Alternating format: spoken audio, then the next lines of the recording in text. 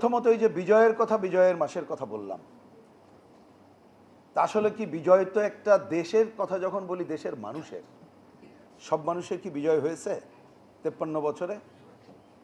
আমার ধারণা সরল উত্তর হবে যে না, হয়নি। 90 আমরা একটা গণ অভ্যুত্থান করেছিলাম, আর এবারের জুলাই আগস্টের যে গণ অভ্যুত্থান, হাজারো মানুষের রক্ত দেওয়ার মধ্য দিয়ে তার অন্যতম কথা এলো বৈষম্যমুক্ত বাংলাদেশ গড়ার। তাহলে এই যে কথায় কথা থেকে যাবে, আসলে এটা বাস্তবায়িত হয় না কেন? এর সাথে আমি মিলিয়ে নেই যে এই 27 বছর আগে যে চুক্তি হলো, যাকে আমরা শান্তি চুক্তি নামে অভিহিত করলাম, সেটাও বাস্তবায়ন না হওয়ার প্রশ্ন। তো সেটাই তো প্রধান কথা। এবং এই আকাঙ্ক্ষার কথা তো বলতেই পারি যে বাস্তবায়ন চাই, কিন্তু আমাকে যদি বলেন ঠিক আজকে যেখানে এসে এত বছর পরে দেখছি, এবং অন্তর্বর্তীকালীন সরকারের সময়ে আমরা হয়তো মনে করতে পারি দলীয় সরকার তার দলীয় স্বার্থ এসব বিবেচনা করে তারা করেনি, কিন্তু অন্তর্বর্তীকালীন সরকারের 3.5 মাসে আমরা কি কোনো আলামত দেখতে পাচ্ছি? আমি তো যতটুকু খবর রাখছি কোনো আলামত দেখতে পাচ্ছি না। পুলিশ তার একেবারে ঊর্ধ্বতন কর্মকর্তা বাদ দিয়ে পরেরটা, এটা নিয়োগের জন্য পার্বত্য তাদেরকে দায়িত্ব দিয়েই কাজটা করার দিকে যাও। আর নিশ্চয়ই আমাদের প্রয়োজনে, যেখানে প্রয়োজন সেখানে সেনাবাহিনী থাকবে অন্য কথা, কিন্তু সেনা শাসন আমরা চাই না। কিন্তু এই সময়কালে কি তার কোনো উত্তরণ আমরা দেখছি?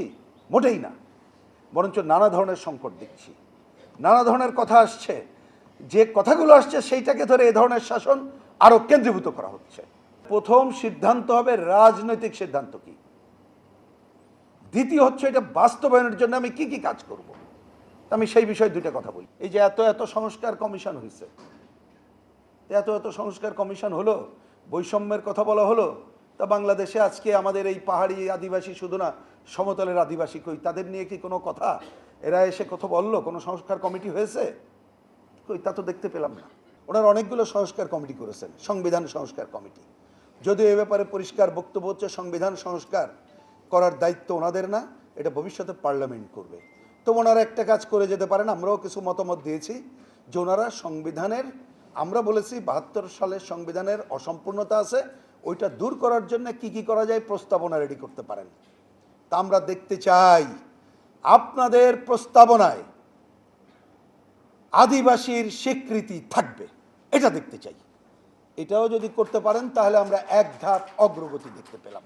পার্বত্য চুক্তি বাস্তবায়ন না হয় ওই অঞ্চলের মানুষের মধ্যে অবিশ্বাস আরো বেশি দানা বেঁধে উঠেছে। যদি এই অবিশ্বাস দূর না করতে পারি, তাহলে আমরা বাংলাদেশকে যেভাবে ঐক্যবদ্ধ করে নিয়ে যে আগানোর কথা বলা হয়েছে, এটি করা যাবে না। সুতরাং আগামীতে যারা ক্ষমতায় আসবেন তারা এই কাজটি করবেন, এই রিকমেন্ডেশনও আমরা আপনাদের কাছ থেকে দেখতে চাই।